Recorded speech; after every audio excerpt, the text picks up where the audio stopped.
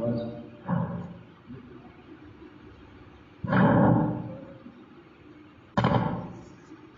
اور مفتی صاحب بیان فرما رہے ہیں تو جو فرمائیں سے گزار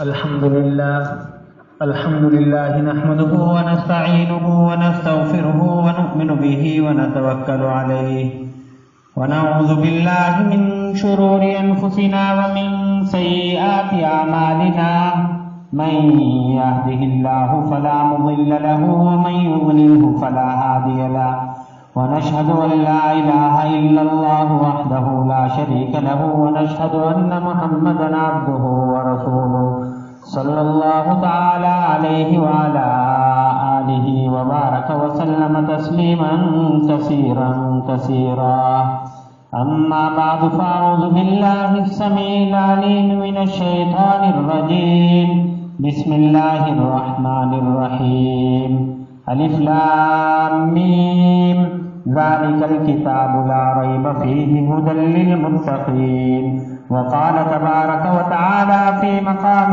آخر إنا نحن نزلنا الذكر وإنا له لحافظون صدق الله العظيم وصدق رسوله النبي الكريم ونحن على ذلك لمن الشاهدين والشاكرين والحمد لله رب العالمين. درود پاک پڑھ لیجیے.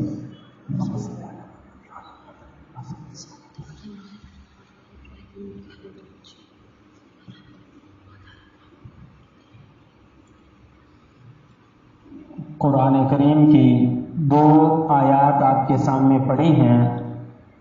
ان کی شرح اور وضاحت سے پہلے یہ بات عرض کر دینا ضروری ہے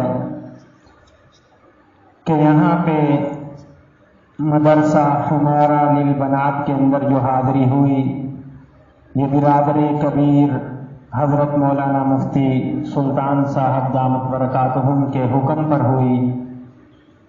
حضرت نے یہ فرمایا کہ آپ ضرور تشریف لائیں اور 2 باتیں جو ہیں وہ سامنے رکھ دی کہ یا تو آپ بیان کریں اور یا دعا کروائیں. دعا کروانا یہ یقیناً بڑوں کا ہی کام ہے اور بیان کرنا یہ بھی بڑوں کا کام ہے، لیکن میں یہاں پہ اپنے جو چھوٹے یہاں پہ میرے بیٹھے ہیں بھائی اور جو ہماری بنات ہیں ان کو تو انشاءاللہ تعالی ہم سبق پڑھائیں گے. باقی جو بڑے ہیں ہمارے مفتی صاحب انشاءاللہ تعالی ان کو ہم سبق سنائیں گے تاکہ کہیں پہ ہماری کوئی غلطی کوتاہی ہو یہ ہمیں آگاہ کر سکیں. مبارکباد کے مستحق ہیں وہ لوگ جنہوں نے اللہ تعالی کا کلام اپنے بچوں کو پڑھایا. میں تفسیر میں جانے سے پہلے ایک حدیث پاک آپ کو سناتا چلوں. جناب نبی کریم صلی اللہ علیہ وسلم نے قیامت کا نقشہ کھینچا اور اس نقشے کو کھینچتے ہوئے اللہ کے نبی صلی اللہ علیہ وسلم نے یہ بتایا کہ قیامت کے دن ایک بہت بڑا جلسہ ہوگا. آج یہاں دنیا میں بھی آپ جلسے دیکھتے ہیں. دنیا کی تاریخ میں جو ہماری معلومات ہیں اس میں سب سے بڑا جو جلسہ ہوا ہے اس میں 70 لاکھ لوگوں نے شرکت کی ہے. یہ دنیا کی تاریخ کا سب سے بڑا جلسہ ہے. 70 لاکھ لوگوں نے اس جلسے میں شرکت کی. یہاں پہ ہمارے پاکستان میں جلسے ہوتے ہیں 6-7-8 لاکھ آدمی کو جمع کر لیتا ہے تو پورا پاکستان حیران ہو جاتا ہے کہ یہ اتنا بڑا جلسہ ہے. لیکن ایک جلسہ وہ بھی ہوگا جس جلسے کا صدر جو ہوگا، صدر جلسہ جو ہوں گے وہ اللہ تعالیٰ کی ذات خود ہوں گے. اور اس جلسہ کے اندر مسلمان بھی ہوں گے، غیر مسلم بھی ہوں گے، یہودی، عیسائی، نصرانی، ہندو، دنیا کے اندر غرب جتنے بھی لوگ ہیں وہ سارے کے سارے اس جلسہ کے اندر موجود ہوں گے. اور اس جلسہ کے صدر یعنی اللہ عز و جل جو ہے وہاں پہ بلائیں گے کن کو؟ فرمایا کہ بلائیں گے حافظ قرآن کے والدین کو. حافظ قرآن کے والدین کو بلا کے ان کے سر پہ تاج اللہ تعالیٰ پہنائیں گے. اس اتنے بڑے جلسے کے اندر اتنا بڑا اعزاز کہ خود اللہ تعالیٰ جو ہے وہ حافظ قرآن کے سر پہ تاج پہنا رہے ہیں. ابھی آپ نے تراوی پڑھی، تراوی کے بعد مولانا صاحب نے دعا کروائی. آپ نے اگر اس دعا میں غور کیا ہو کہ جب انہوں نے اپنے استادوں کا ذکر کیا تو ان کی آواز کے اندر دقت آ گئی. تو یہ جو استاد ہے قرآن کریم کو پڑھانے والا، سنت کو پڑھانے والا، حدیث کو پڑھانے والا، یقیناً یہ ہمارا اعتقاد ہے کہ وہ ماں باپ سے بھی درجے میں بڑا ہو جاتا ہے. اور اگر کوئی ایسا باپ اللہ تعالیٰ کسی کو عطا کر دیں اور کسی کو ایسا بیٹا عطا کر دیں کہ باپ خود اپنے بیٹے کو پڑھائے اور بیٹا جو ہے وہ بیٹا ہونے کے ساتھ ساتھ شاگرد بھی ہو جائے تو یہ تو بہت بڑے سونے پہ سہاگے والی بات ہے. اب میں نے جو قرآن کریم کی 2 آیتیں آپ کے سامنے پڑھی ہیں، ایک الف لام میم، یہ الفاظ ان کے اوپر تفسیری بحث کرنا اس کا تو نہ یہاں وقت ہے اور نہ ہی شاید اس وقت میں اس کی ضرورت ہے. آگے اللہ تعالیٰ فرما رہے ہیں ذالک الکتاب لا ریب فیہ، کہ یہ کتاب اس میں کسی قسم کا کوئی شک نہیں کہ یہ کلام اللہ ہے. ذالک الکتاب لا ریب فیہ ھدی للمتقین، اور اس کے اندر ہدایت کن کے لیے ہے؟ متقین کے لیے. اب یہاں پہ مفسرین نے لکھا کہ یہ جو آیت ہے اس کا شان نزول، شان ورود اور اس کے پیچھے جو ہے وہ کیا ایسا عمل ہے کہ اللہ رب العزت فرما رہے ہیں کہ اس کے اندر کوئی شک نہیں ہے، کیونکہ اللہ تعالی کے دشمن، اللہ کے نبیوں کے دشمن وہ بھی زمین کے اوپر ہی موجود تھے. اللہ تعالیٰ ان کو چیلنج کر رہے ہیں کہ یہ قرآن کریم ہے، یہ ہماری کتاب اور ہمارا کلام ہے.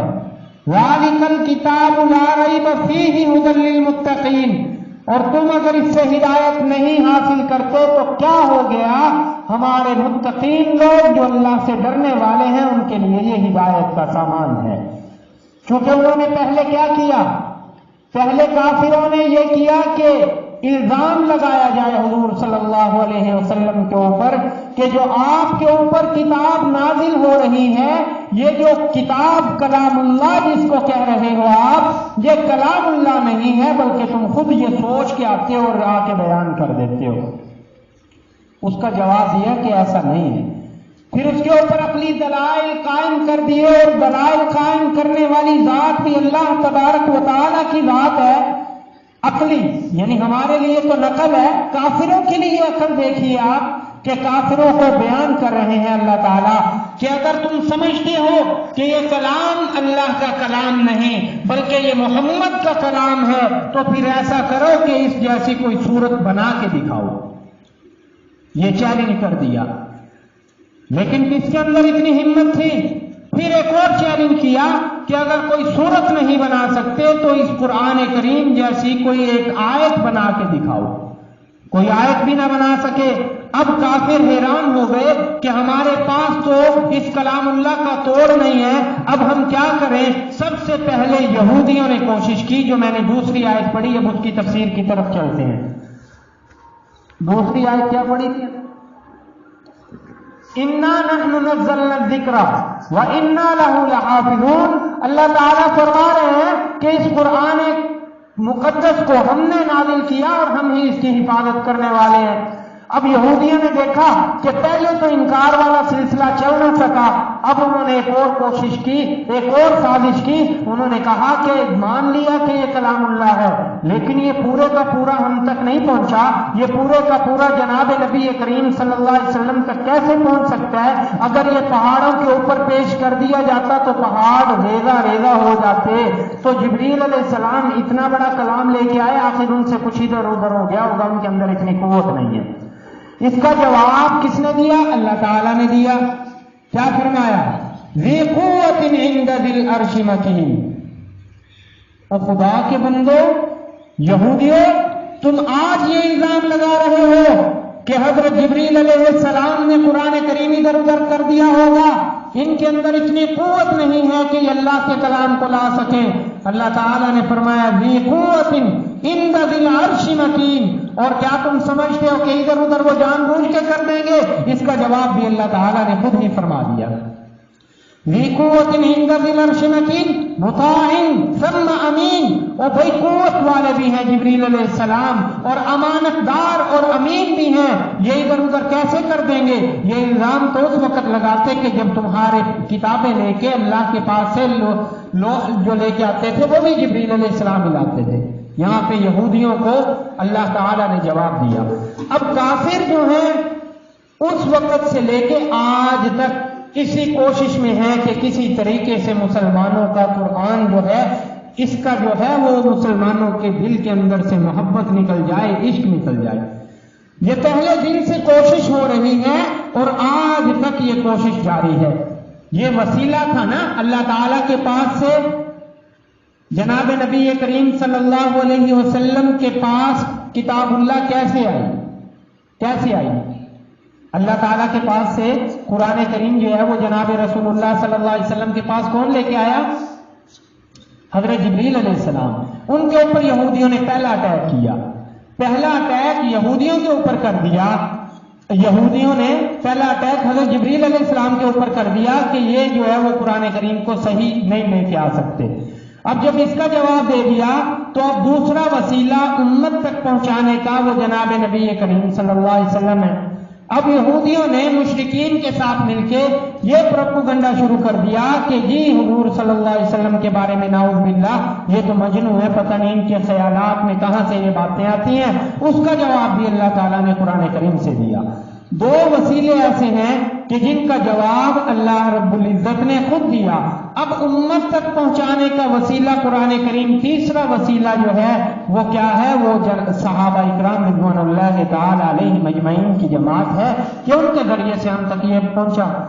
اب یہودیوں نے مسلمانوں کا بھیس بدل کے مسلمانوں کے اندر داخل ہو کے اپنی شناخت یہودیت کی ختم کر کے عبداللہ ابن سبا وغیرہ لوگ جو ہیں یہ مسلمانوں میں داخل ہوئے تاکہ قرآن کریم کو مجروح کیا جا سکے۔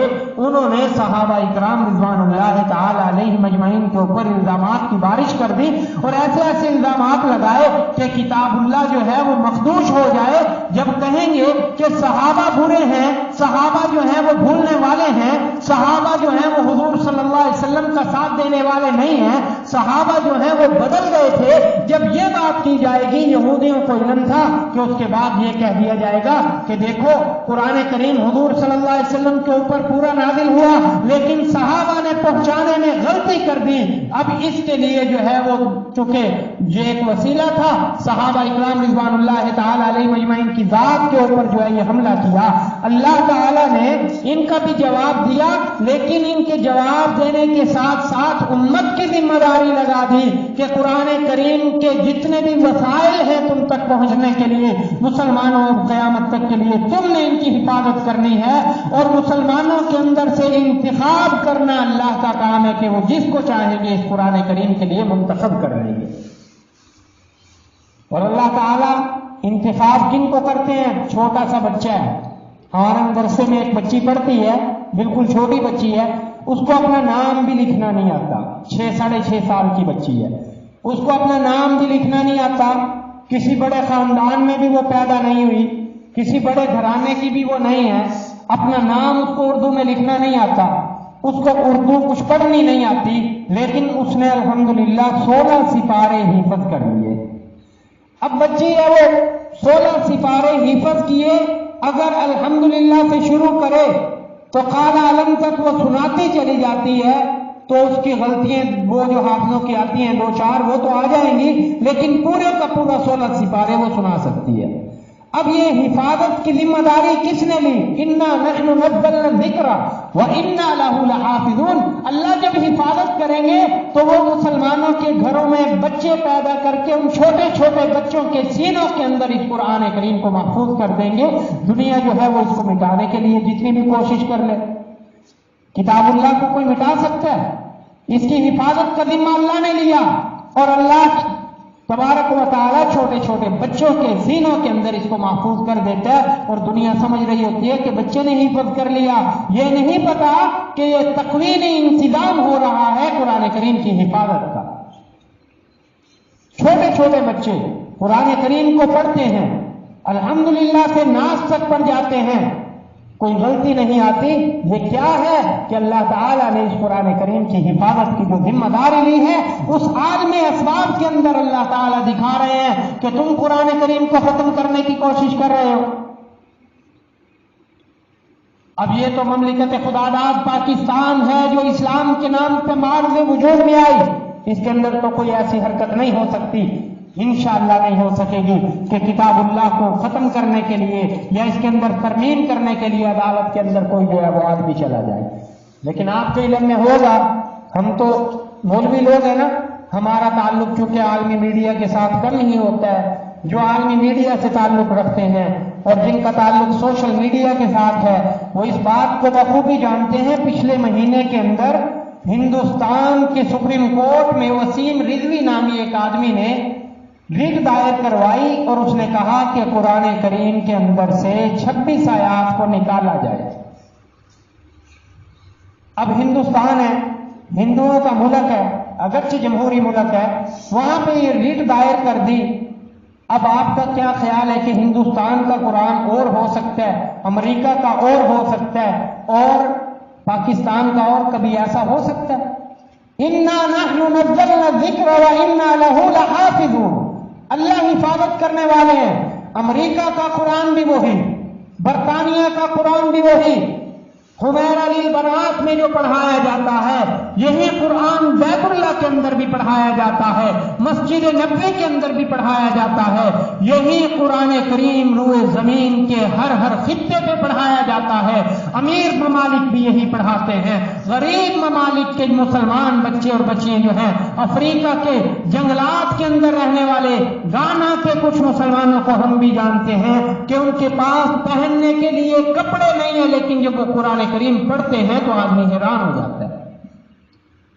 ان کے پاس قرآن کریم ایسا نہیں ہے جیسے ہمارے پاس مابین الدفتین موجود ہے نا.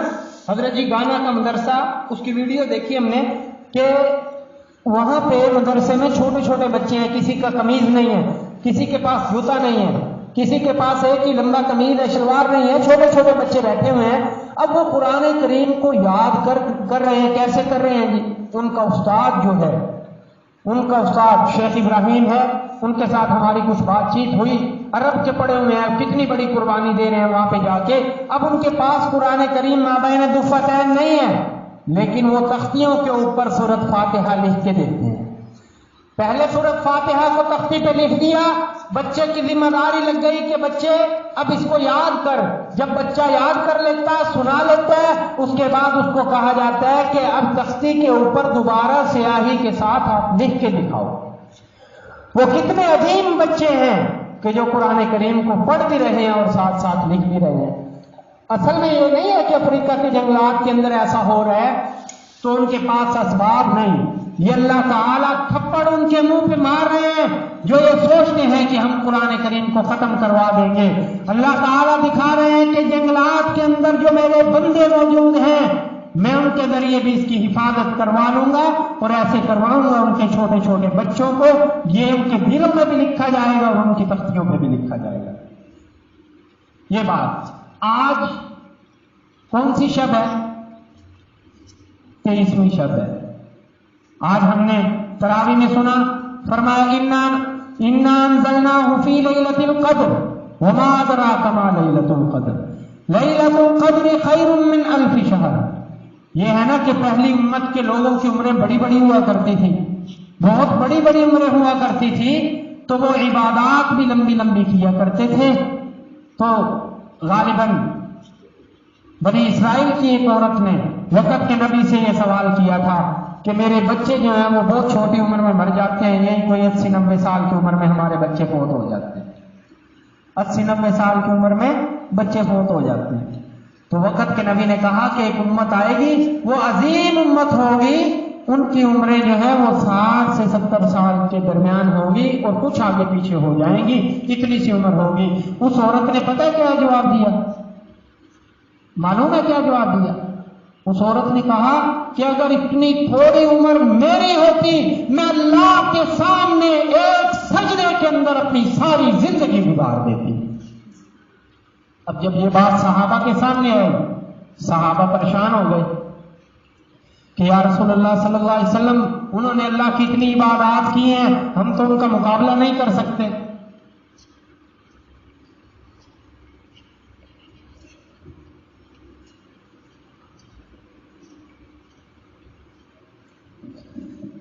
ہم تو ان کا مقابلہ نہیں کر سکتے، اتنی بڑی بڑی عبادات کی، ہماری تو عمریں چھوٹی ہیں۔ تو کیا فرمایا؟ یہ آیتیں نازل ہو رہی ہیں، اِنَّا أَنزَلْنَاهُ فِي لَيْلَةِ الْقَدْرِ وَمَا أَدْرَاكَ مَا لَيْلَةُ الْقَدْرِ، جس رات میں اتارا گیا قرآن کریم وہ قدر کی رات ہے، اور تمہیں کیا پتا کہ قدر کی رات کس کو کہتے ہیں؟ لیلۃ القدر خیر من الف شہر، کتنی راتوں سے زیادہ قدر والی ہے یہ؟ الف، 1000 رات سے الف شہر، 1000 مہینوں سے یہ شب جو ہے یہ زیادہ برکت والی ہے۔ اب یہاں پہ سوال یہ ہوتے ہیں، آج ہم اسی شب میں بیٹھے ہیں، 21، 23، 25، 27، 29، یہ کہا گیا ہے نا کہ یہ شب قدر کی راتیں ہو سکتی ہیں، ان میں ہم لمبی لمبی عبادات کرنی چاہیے ہمیں، لیکن اگر نہیں کر سکتے تو کم از کم اتنا کیجئے کہ آج کی رات میں صدقہ کیجئے۔ آج کی رات میں 21 کو بھی کرنا چاہیے، 23 کو بھی صدقہ کرنا چاہیے، 25 کو بھی کرنا چاہیے، 27 کو بھی کرنا چاہیے، اور 29 کو بھی تھوڑا سا صدقہ کر دو، تھوڑا سا صدقہ کر دو۔ اگر ایک آدمی جو ہے اس کی آمدن ایک مہینے کی 10,000 ہے تو اس کو چاہیے کہ 200 روپے صدقہ کر دے ان راتوں کے اندر۔ اگر ایک آدمی کی اس سے زیادہ ہے تو اس کو 1000 کر دینا چاہیے صدقہ۔ اور ایک آدمی جو ہے وہ قرآن کریم پڑھ رہا ہے، روزانہ 1 سپارہ پڑھ رہا ہے، تو اس کو اس رات کے اندر 2 سپارے پڑھ لینے چاہیے، اور 2 نفل کم از کم پڑھ لینا یہ تو ضروری ہے، کیونکہ ہمیں نہیں پتا کہ شب قدر کی رات کون سی رات ہوگی۔ ان تمام پاک راتوں میں عبادات کو تقسیم کر لیجئے، میری مائیں بہنیں بھی سن رہی ہیں، اپنی عبادات کو تقسیم کر لیجئے، تھوڑا تھوڑا کر کے یہ سارے کام کر لیجئے۔ اگر وہ شب قدر کی رات آپ نے پا لی، وہ 2 رکعتیں آپ کی جو ہیں وہ 1000 مہینوں کی رکعتوں سے افضل اور اعلیٰ ہو جائیں گی۔ صحابہ اسی لیے تو خوش ہو گئے تھے کہ ان کی جو ہے وہ پوری زندگیوں کی عبادات ہماری ایک رات جو ہے وہ پوری کر دے گی۔ اور پھر قرآن کریم کے فضائل و مناقب تو ایسے ہیں کہ جن والدین کے بچے جو ہیں وہ قرآن کریم پڑھتے ہیں، یا جو والدین جو قرآن کریم پڑھ کے اپنے بچوں کی تربیت کرتے ہیں۔ میں ایک چھوٹی سی بات کر کے اپنی بات کو ختم کرتا ہوں۔ ہمارے ہندوستان کے ایک بڑے بادشاہ تھے نا، اورنگزیب عالمگیر رحمت اللہ تعالی علیہ، ان کو ایران سے چٹھی آئی، اس چٹھی کے اندر ایران کے بادشاہ نے ایک شعر لکھا ہوا تھا، در ابلک کسے کم دیدہ موجود، کہ وہ کون سی آنکھ ہے جس آنکھ کے اندر جو ہے وہ چت کبڑا موتی ہو۔ اب یہ انہوں نے لکھ کے بھیجا، دوسرا مصرع نہیں بنا۔ تو یہ جو ہے ان کی بیٹی زیب النساء رحمہ اللہ تعالی، حضرت زیب النساء جو بادشاہ کی بیٹی تھی، پہلا اردو ترجمہ جو ہے وہ انہوں نے کیا تھا۔ دنیا کے اندر جو پہلا اردو ترجمہ تھا دہلوی خاندان کا تو دوسرا ہے، لیکن اللہ تعالیٰ نے قبولیت جو ہے وہ حضرت شاہ صاحب کے ترجمے کو دی، لیکن پہلا ترجمہ جو اردو زبان کا ہوا وہ بادشاہ سلامت کی بیٹی زیب النساء رحمہ اللہ نے کیا تھا۔ اب زیب النساء نے یہ دیکھا تو وہ دیکھ کے چلی گئی، اور وہ اپنے شیشے کے سامنے جا کے کھڑی ہوئی تو آنکھ کے اندر جو ہے وہ سرما لگانے لگی، تو سلائی لگ گئی۔ جب سلائی لگی تو ان کی آنکھ کے اندر سے ایک آنسو نکلا۔ انہوں نے آنسو کو نکلتے ہوئے جب دیکھا تو وہ چت کبڑا تھا۔ انہوں نے فوری طور پہ لکھا، در ابلک سے کم دیدہ موجود، مگر چشمے بتانے سرما آلود، یہ لکھ کے بھیج دیا۔ اب جب یہ لکھ کے بھیجا، ایران کے بادشاہ نے یہ پڑھا، اور ایران کے بادشاہ نے ایک اور خط لکھا ہندوستان کے بادشاہ کی طرف کہ ہم اس شاعر سے ملنا چاہتے ہیں۔ تو حضرت والد صاحب جو ان کے بادشاہ سلامت تھے وہ غصے ہوئے کہ زیب النساء اسی وجہ سے میں چاہتا تھا کہ نہ کرو۔ فرمایا ابا جی پریشان ہونے کی ضرورت نہیں ہے، ایک اور مصرع لکھ کے دیا، اور اس مصرع کا مفہوم یہ ہے کہ اگر مجھ سے ملنا ہے تو میرے کلام کو دیکھ لو، میری خوشبو جو ہے میرے کلام کے اندر موجود ہے۔ ایک انسان یہ کہہ سکتا ہے کہ میری خوشبو میرے کلام کے اندر موجود ہے، تو جس نے اللہ سے ملنا ہو وہ اللہ کا کلام پڑھ کے دیکھے، جو اللہ سے ملاقات کا شوقین ہو وہ اللہ کا کلام پڑھ کے دیکھے، یقیناً اللہ تعالی کی ملاقات کو محسوس کرے گا۔ کلام الملوک ملوک الکلام، بادشاہوں کا جو کلام ہوتا ہے وہ بھی بادشاہ ہوا کرتا ہے، اور شہنشاہ عالم، شہنشاہ جو تمام بادشاہوں کا بادشاہ ہے، اس کا کلام پڑھنے والا اللہ اس کو بلند نہیں کریں گے کیا؟ اللہ تعالیٰ اس کو بلند کر دیں گے، اللہ تعالیٰ اس کو بڑا بنا دیں گے۔ اللہ تعالیٰ سے دعا ہے اللہ تعالیٰ ہمارا یہاں آنا قبول فرمائے، ہمارا تراویح میں پڑھا گیا قرآن قبول فرما لے، ہماری نسلوں میں دین اسلام کو جاری فرما دے۔